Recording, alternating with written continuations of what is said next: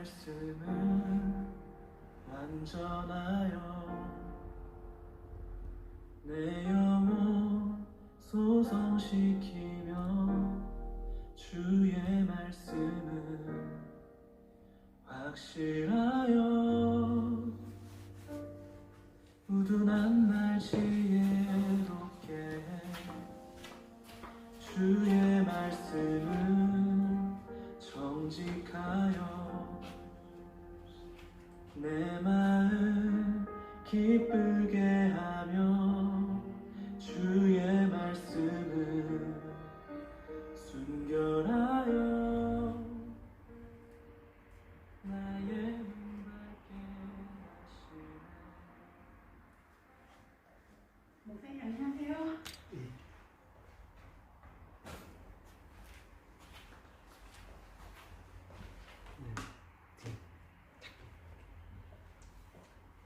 살아계신 아버지 하나님 감사합니다. 오늘도 주의 말씀을 보게 하시고 듣게 하시고 또 이 말씀을 통해 증거가 될 때 주의 큰 은혜와 능력이 임하게 하옵소서. 감사하고 예수님의 이름으로 기도하옵나이다. 아멘. 오늘 하나님께서 저와 여러분들에게 주시고자 하시는 은혜의 말씀의 제목은 변하지 않는 사랑, 변하지 않는 진리라는 제목으로 말씀 전하기 원합니다. 이 말씀을 읽고 듣고 보는 가운데 성령 하나님의 폭포수와 같은 은총이 저와 여러분들 심령 가운데 넘쳐날 수 있기를 존귀하신 예수님의 이름으로 간절히 축원합니다. 루이스라고 하시는 분이 쓴 악마의 편지라는 책 속에 다음과 같은 짧은 이야기가 있습니다.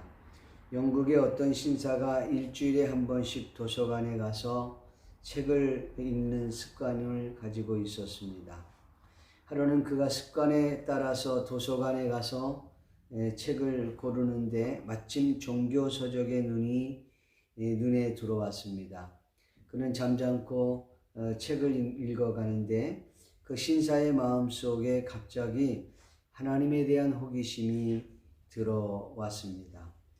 하나님은 과연 어떤 분일까? 과연 그분은 나와 어떤 관계가 있을까? 그가 이런 생각을 하자마자 사탄은 찾아와서 그의 마음속에 이렇게 속삭였습니다. 그런 골치 아픈 생각은 무엇 때문에 하니? 곧 점심시간인데 쓸데없는 생각하지 말고 밥이나 먹어. 신자는 조금 전에 일어났던 하나님에 대한 생각을 잠깐 억제하고 식당으로 내려갔습니다. 그리고 점심을 먹는데 또다시 하나님에 대한 생각이 떠올랐습니다. 그러나 곧 사단이 그의 마음속에 또 찾아와 속삭였습니다. 밥 먹는데 소화 안 되게 뭘 그렇게 골똘히 생각해. 우선 밥이나 먹고 생각하렴. 식사를 끝나고 하나님에 대한 생각을 해보려는 그 신사에게 또다시 사탄이 찾아와 속삭입니다. 그런 생각은 한가할 때 해도 되잖아. 오늘 집에서 해야 할 일이 얼마나 많니? 그런 건 다른 날 생각해도 돼. 라고 말입니다. 결국 신사는 하나님에 대한 아무것도 알지 못하고 도서관을 나와서 집으로 돌아가게 되었고, 그런 그의 뒷모습을 보며 사단은 미소를 지었다는 이야기가 있습니다. 이렇게 오늘날 하나님에 대한 생각을 미루게 하며 또한 하나님으로부터 멀어지게 하고 있다는 사실을 이 사탄의 유혹에 넘어가 많은 이들이 이렇게 주님을 떠나가고 있다는 사실을 우리는 잊지 않아야 합니다. 이것이 오늘날 뿐만 아니라 사도 요한 시대 때에도 똑같았던 것 같습니다. 사도 요한 당시에는 영지주의라고 하는 이단 사상이 각 교회에 들어와 교회를 어지럽히고 또 복음을 흔들고 결국은 믿음에서 떠나가도록 했다는 거죠. 이 영지주의 사상은 육체를 천시하다 못해 육체를 학대하며 보이지 않는 영적 세계를 더욱더 강조하는 사상입니다. 사실 현대판 영지주의들이 너무나도 많다는 사실을 우리는 잊어서는 안 됩니다. 성도 여러분, 세상이 악하다 보니 거짓이 판을 치는 세상이 되었고 진리의 자리가 들어설 자리가 없습니다. 진리가 흔들리고 진리가 설 자리가 없어지는 시대가 되어버리고 말았습니다. 이를 어쩌면 좋습니까? 요사이 진리라고 말할 때 자신에게 유익이 되면 그것이 진리이고 참이고 선이라고 말합니다.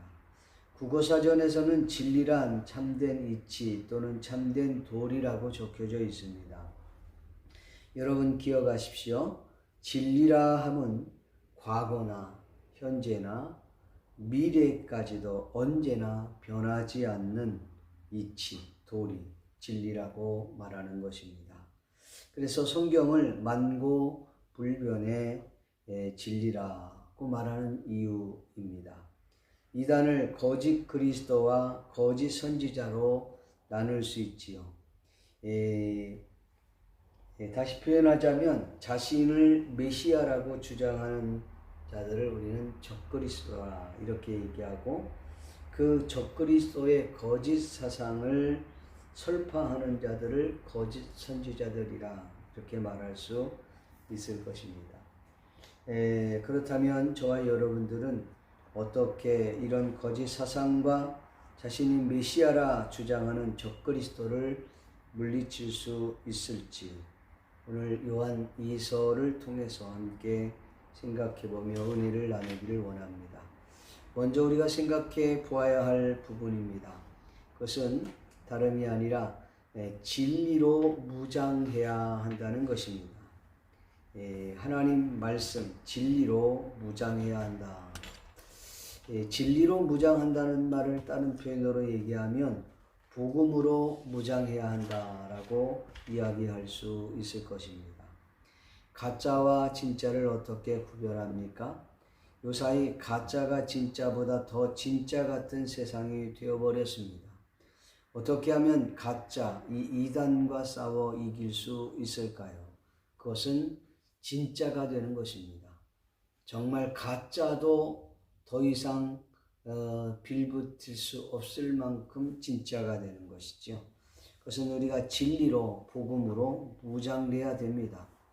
복음이 무엇인지 우리가 아십니까? 이 복음에 대해서 확실하면 이단에 넘어갈 이유가 없는데 복음에 확신이 없다 보니까 많은 이들이 이단으로 넘어가게 됩니다. 조금만 신기하고 영적 체험하고 신비한 이야기를 하고 보이지 않는 영적 세계, 영계를 봤다고 하면 금방 넘어가 버리는 것이죠. 그러나 우리가 복음에 확신이 있으면 절대로 그렇게 넘어가지 않는다는 거죠. 하나님께서 인간의 몸을 입으시고 이 땅으로 내려오신 이 사건, 이 사건은 오직 우리 주 예수 그리스도 외에는 없습니다. 또한 예수님께서 자기 백성을 위해 친히 십자가에 못 박혀 돌아가셨다고 하는 이 사건 또한 오고 오는 세상에 예수님 외에는 없었습니다. 그리고 예수님께서 기절하신 것이 아니라 완전히 육체적으로 죽으셨다가 3일 만에 무덤에서 살아나셨다라는 것이지요. 이 또한 예수님 외에는 하실 수 없는 사실입니다. 그리고 예수님께서 우리를 위하여 하늘로 승천하셨고 다시 재림하여 오실 것이라고 약속하신 것, 이것이 사실 진리고 복음입니다. 이 사실을 또한 다시 이루어지지 않은 단회적 사건이라는 사실입니다. 그렇기 때문에 예수님 외에는 메시아가 없습니다. 중간에 내가 메시아다, 내가 계시를 받았다, 다 적그리스도입니다. 그리고 예수 외에 또 다른 어떤 노력이나 율법을 통해서 아니면 자신의 행위를 강조해서 구원을 얻으려고 하는 것은 다 이단 설파입니다. 그러니까 천주교가 어떻게 보면 이 행위 구원을 주장하는 그런 모습들이 강하죠. 그래서 고행주의를 많이 이야기하는 것입니다. 이단 설파가 따로 있고 적그리스도가 따로 있는 거죠. 자, 이 진리에 사로잡히게 되면 어떻게 되느냐? 복음에 사로잡히게 되면 인생이 달라집니다. 인생이 완전히 감격적인 인생으로 바뀌어지지요. 우리가 잘 알다시피 복음에 사로잡혔던 바울 사도, 그는 가말리엘 문하생이었습니다. 베냐민 지파의 사람이었습니다. 유대인 중에는 바리새인 중 그와 같은 사람이 없었습니다. 또한 그는 나면서부터 로마 사람이었습니다. 예. 그런 그가 복음을 접하고 나서 예수 그리스도를 만나고 나서 인생이 완전히 바뀌어버렸습니다. 오늘 본문 요한 2서 1절부터 4절 사이에는 진리라고 하는 단어가 무려 4번이나 등장합니다. 진리에 무장되어야 된다. 이단을 물리치려고 하면 이 복음, 진리에 완전히 여러분들이 사로잡혀야 된다. 예수 그리스도가 나 때문에 이 땅에 인간의 몸을 입고 오셨다. 그분이 자기 백성을 위해서 십자가에 못 박혀 죽으셨다. 그분께서 3일 만에 다시 무덤에서 살아나셨고 우리를 위하여 승천하시고 다시 재림하실 것을 약속하신 이 복음 말이에요. 이게 흔들리면 결국은 우리는 이단 설파에 넘어갈 수밖에 없다는 거죠. 이단들은 인간의 노력을 강조합니다. 그렇게 해서 구원을 어떻게 받을 수 있니? 사람이 염치가 있어야지. 그래도 내가 구원받기 위해서는 예배당 하나는 지어야 되지 않아? 전도는 좀 최소한 20명, 30명은 해야 되지 않아? 헌금은 어느 정도 드려야지 구원을 어찌 세상에 공짜가 있니? 말도 안 되는 소리 그만하고 이렇게 가르치고 있다는 겁니다. 여러분 어떻습니까? 기존 정통신앙인들은 이단들의 차이점을 무엇으로 비교하는지 압니까? 정통 기독교 신자들의 열정을 보면요, 이단을 추종하는 이들에 비하면 턱없이 부족합니다. 왜 이럴까? 왜 이단들은 정통 기독교 신자들보다 열심히 득심일까? 참 이상하죠? 그들은 시간 바치고 재산 바치고 심지어 자신의 몸을 바치기까지 하는 일들이 비일비재하다는 것이죠. 아니 이들은 왜 가짜를 믿고 있으면서도 이렇게 열정적일까요? 그들은 자신들이 가짜를 믿는 게 아니라 진짜를 믿고 있다고 확신하고 확신에 자신감까지 넘치고 있습니다. 무엇이 그들을 이렇게까지 변화를 시키는 것일까? 그들은 사탄의 미혹을 받으면 앞뒤가 분간이 안 되는 것이죠. 여러분 그들의 그 열정, 그 내면을 보면 두 가지가 나옵니다. 첫째는 이기주의와 공로주의입니다. 그래서 그들이 자신의 공로로 인하여 구원을 얻으려 하니까 노력을 해도 그냥 노력으로는 안 되는 거예요. 대충 노력해서는 절대로 구원을 얻을 수 없는 거예요. 자신의 목숨을 내고 자신의 몸을 던지고 시간을 들이고 더 나아가서는 자신의 재산까지도 다 바치는 겁니다. 너무나 무섭지 않습니까? 이 바로 행동으로 행위 구원으로 구원을 얻는다고 하는 이 주입사상으로 사로잡혀 버리면 이렇게 바뀌는 겁니다. 근데 우리가 복음으로 사로잡히면 복음은 우리 정통 기독교에서 말하는 이 복음은 오직 은혜로 구원을 얻는다는 거예요. 내 노력이 아니라 오직 은혜로 구원을 얻는다. 왜냐하면 인간은 죄로 말미암아 이미 죽은 몸이기 때문에 우리가 생각하고 우리가 액션을 취하고 우리가 무언가를 행위를 통해서 구원을 얻을 수 있는 일말의 0.0001%도 없다는 겁니다. 그게 복음이에요. 그래서 에베소서 2장 1절에 보니까 너희가 허물과 죄로 죽었던 너희를 살리셨다. 뭐요? 은혜로 말미암아. 그래서 우리가 구원을 얻게 된 거예요. 그리고 난 이후에 그 구원의 감격 속에 살아가는 사람이 어떻게 살아갈까? 감격적인 삶. 그것이 바로 새 계명을 행동하는 자리에까지 나아가는 자세가 필요한 겁니다. 예, 이게 그냥 이론으로 끝나는 것이 아니라 이 진리를 행동하는 자리에까지 나아가는 자세가 필요하다는 이 감격적인 삶에 아주 중요한 겁니다. 앞전에 1절부터 4절까지는 진리라는 단어가 4번 나왔다 그랬죠. 4절부터 6절까지는 이 진리를 대신해서 다른 표현으로 되어 있습니다. 계명이다 내지는 새 계명이다 이런 표현으로 4번이 등장을 합니다. 여러분, 계명은 말씀이죠. 말씀은 진리입니다. 진리는 완전하여서 우리의 영혼을 소생시킵니다. 예, 시편 19편 말씀에 보면은 진리는 완성하여, 우리 영상을 찍을 때 맨 앞에 주의 말씀은 완전하여 내 영혼을 소생시키시며 하며 이 시편 19편의 찬양을 부르신 찬양이 있어서 제가 늘 집어넣곤 합니다.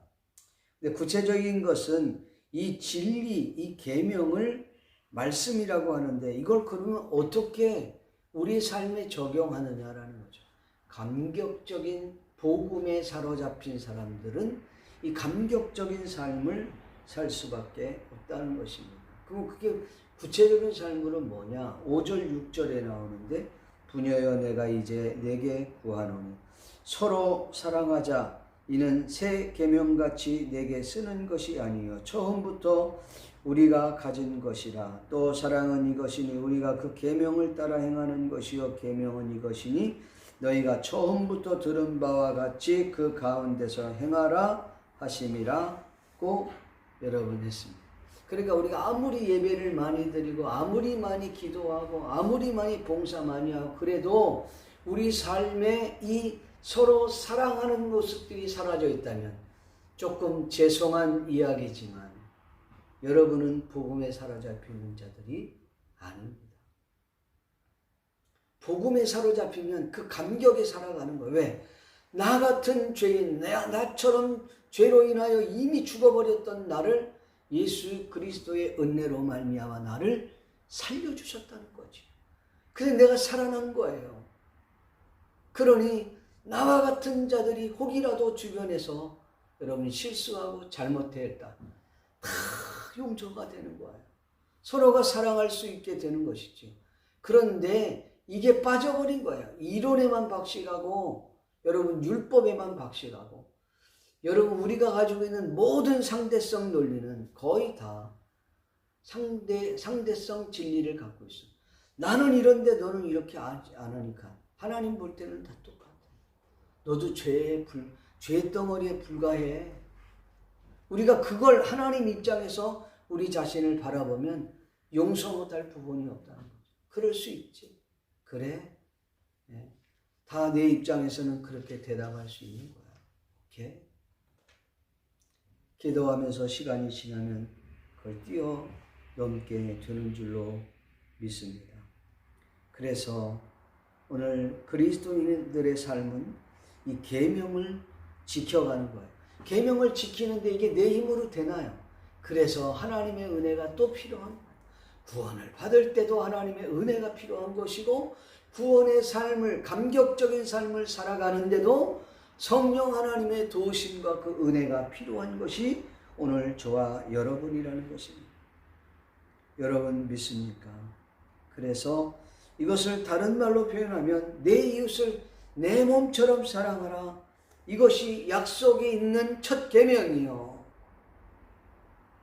선지자의 강명입니다. 오래전에 요한일서를 우리가 마치고 나서 한 달 지나고 얘기하니까 새롭게 아마 느껴질 것이라고 생각합니다.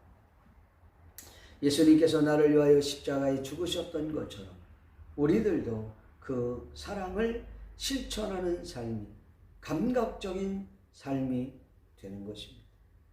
감격적인 삶을 살게 되는 것입니다. 여러분 실천 한번 해보세요.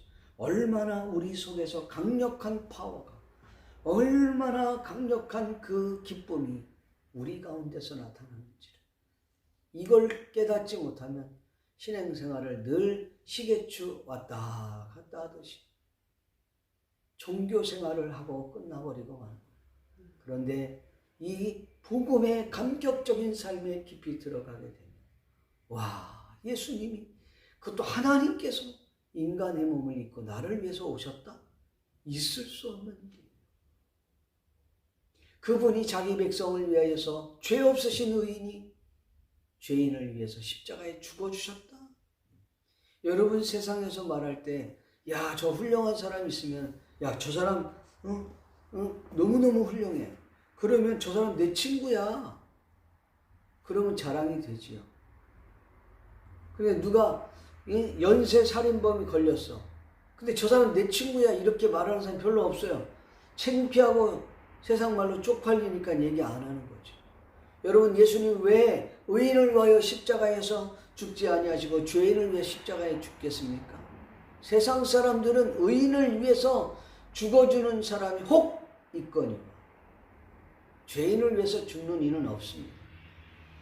유일하게 지구상에서 지금 오고 오는 세대 가운데 예수님 외에는 죄인을 위해서 그 죄값을 치루어 주기 위하여, 그것도 다른 사람이 아닌 나같이 추악한 죄인을 위해서 십자가에 못 박혀 죽으시고 3일 만에 부활하신 이 사건, 이것은 단회적인 사건, 이 이후에도 이전에도 없습니다. 얼마나 감격입니까? 그런데 우리가 누가 누구를 정죄합니까?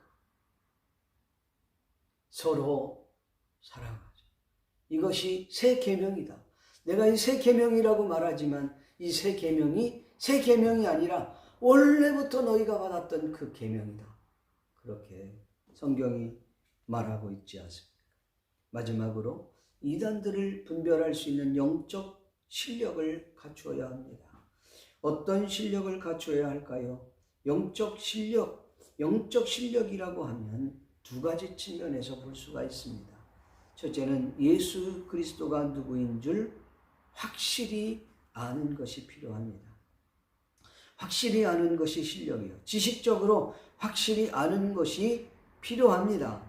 그러나 또 하나 중요한 실력은 전인격적으로 주님을 나의 주님으로 고백할 수 있어야 된다는 것이죠. 물론 영적 체험, 영적인 능력, 신비한 체험을 말하는 부분도 없지 않아 있지만 그보다 더 중요한 것은 예수 그리스도께서 나를 위하여 십자가에 못 박혀 죽으셨다고 하는 이 사실을 전인격적으로 우리 몸이 피부로 느끼는 걸 말하는 거예요. 다시 말하면 하나님의 말씀이 직접적인 나의 삶에 투영이 되어서 삶을 경험하게 되는 것이죠. 그래서 그 삶 속에서 오늘 감격적인 삶을 투영해내는 것이라는 거죠. 여러분 신비한 체험, 그것은 한번 경험하게 되면 또 그걸 체험하기를 원해요. 그 신비한 체험, 그게 신비주의라 그러는 거죠. 그걸 계속 추구하는 것은 옳은 모습이 아니에요. 그런 경험이 있었던 것은 감사하지만 없었다 할지라도 그것에 매이는 것이 아니에요. 그게 어떻게 하나님의 말씀이 우리 안에 들어와 감격적인 삶으로 우리에게 투영되어야 된다는 거죠. 야, 저게 정말 크리스찬의 삶이구나. 예. 여러분, 미우라 아야코라고 하는 유명한 크리스찬이 있지 않습니까? 그분이요, 장사를 했어요. 장사를 했는데 옆집에서도 장사하고 자기도 장사하고 주변에 장사를 하는데 자기 집만 너무너무 잘 되는 거예요. 너무너무 잘 되니까 물건을 갖다 놓음과 동시에 뭐 다 팔리는 거야. 왜 그렇게 잘 팔렸을까? 뭐 여러 가지 이유가 있겠죠. 뭐 하나님의 은혜로 잘 팔린다고 할 수도 있겠고, 다른 사람들보다도 이 미우라 아역고의 이 그 장사 수단이 너무나도 친절하고 너무나도 질적인 것을 놓았으니까 잘 팔릴 수 있죠. 그렇잖아요. 너무 잘 팔리니까 그 사람은 자기가 크리스천이란 말이죠. 나만 잘 되면 안 된다는 거죠. 주변에 있는 사람들도 잘 돼야 된다는 것이죠. 그래서 어떻게 해요? 물건을 조금만 사다 놨어. 이번에 너무 잘 되니까 물건을 조금만 사다 놓고 그 다음에 뭘 사러 오면은 저기는 없고요. 저쪽 집으로 가세요. 저쪽 집으로 가세요. 그래 나눠줬다는 거예요. 그리고 자기는 글을 쓰는 일에 전념을 했다는 것이죠. 어떻게 됩니까? 크리스찬의 삶을, 하나님의 감격적인 은혜를 자신의 삶으로 어떻게 투영시키는 삶이에요. 이게 여러분 신비한 체험만을 추구해서는 안 돼요. 그런 경험이 있으면 좋지요. 그러나 그것만을 추구하면 신비주의가 되는 거예요. 그래서 문제가 되는 것이죠.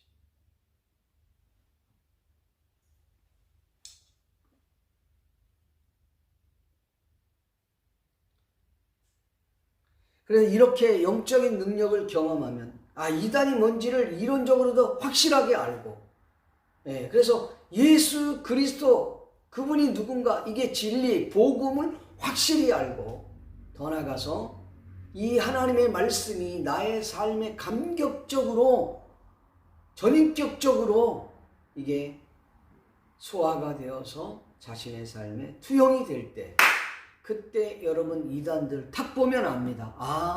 저 이단이구나. 저거 뭐가 좀 잘못됐구나. 금방 알게 된다는 거죠. 이단인지 아닌지 어떻게 구분합니까? 예수님을 육체로 오심을 부인하는 자. 한마디로 말하면 예수 그리스도를 부인하면 적그리스도예요. 예수님을 인정하는 것 같은데 자기가 예수님보다 더 위대한 존재라고 얘기한다. 예수님은 실패한 메시아라고 하는, 자기는 새로운 신세대의 메시아라고 한다는, 아니면 예수님이 자신을 보냈다든가, 전부 다 가짜입니다. 한마디로 말하면 예수님을 부인하면 그럼 적그리스도이고, 메시아는, 자칭 메시아는 우리나라에도 40명이나 된다 그러는데, 여러분 메시아는 오직 예수 그리스도 외에는 없습니다. 예수 외에 다른 얘기를 하면 다 가짜예요, 여러분.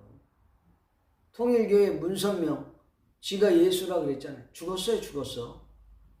영으로 부활했대나? 지금 냉장고에 있습니다, 냉장고에. 이만희, 자기가 메시아라는 거예요. 조희성, 지가 메시아라는 거예요. 이재록, 지가 메시아라는 거예요.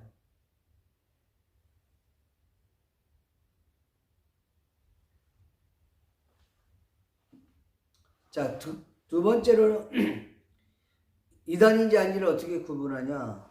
성경 외에 다른 것들을 가르치면 이단입니다. 다른 거, 원리 강론을 가르친다든가, 아무튼 성경 외의 것들을 자꾸 첨가시키려고 한다면 그는 이단일 확률이 99%입니다. 몰몬경, 이단이에요.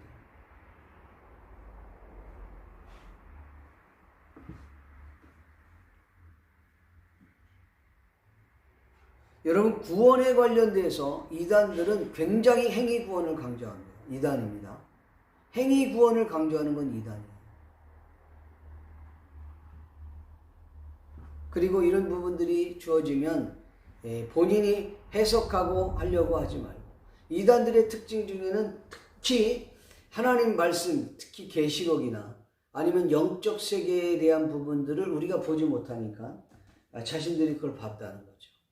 자기가 영계의 세계에 들어가서 봤다는 거예요. 하나님이 자신에게 직접 한 올 한 올 알려줬다는 거예요. 그러면 사람들이 내가 못 봤으니까 와 하고 거기 추정하게 되는 거죠. 어리석은 겁니다. 이단들은 대부분 다 이렇게 보이지 않는 것들을 터치하려고 한다라는 것이죠. 마지막으로 여기 여러분 본문 10절부터 11절에 이교훈이라고 하는 말이 나와요. 맨 처음에는 진리를 4번 얘기했잖아요. 진리를 약간 변형시켜서 표현하기를 세계명이라 이렇게 표현했어요. 똑같은 말이에요. 진리나 세계명이라. 또는 계명이라. 그리고 10절부터 11절에는 이 교훈이라고 하는 단어가, 이 교훈이 하나님 말씀입니다. 약간 이 단어만 변경을 시켰지 실질적으로는 똑같은 거예요. 그러니까 이 교훈은 하나님의 말씀은 바울이 가르쳤던 아니면 요한이 가르쳤던 이 제자들, 사도들이 가르쳤던 이 하나님의 말씀을 가지지 않고 너희들에게 나아거든. 어떻게 한다? 인사도 하지 말라. 성경에는 인사도 하지 말라 그랬어요. 10절 11절에 보니까 누구든지 이 교훈을 가지지 않고 너희에게 나아가든 그를 집에 들이지도 말고 인사도 하지 마라. 그에게 인사하는 자는 그 집에 들이는 자는 그 악한 일에 참여하는 자임이니라. 여러분 본문 9절에서 11절 사이에 이 교훈에 대한 내용이 무려 3번이나 나옵니다. 이 교훈을 떠나는 자, 그들에게 절대로 가까이 해서는 안 된다고 하는 사실입니다. 오늘 우리가 변하지 않는 사랑, 변하지 않는 이 진리, 변하지 않는 이 교훈을 저와 여러분들이 붙잡고 마지막 때까지 승리할 수 있기를 주의 이름으로 축원합니다. 기도하겠습니다. 고마우시고 자비로우신 아버지 하나님, 주님의 은혜와 은총을 감사합니다. 오늘도 이 말씀을 통해 새 힘을 얻을 수 있도록 은혜 베풀어 주시옵소서. 감사하고 예수님의 이름으로 기도하옵나이다. 아멘.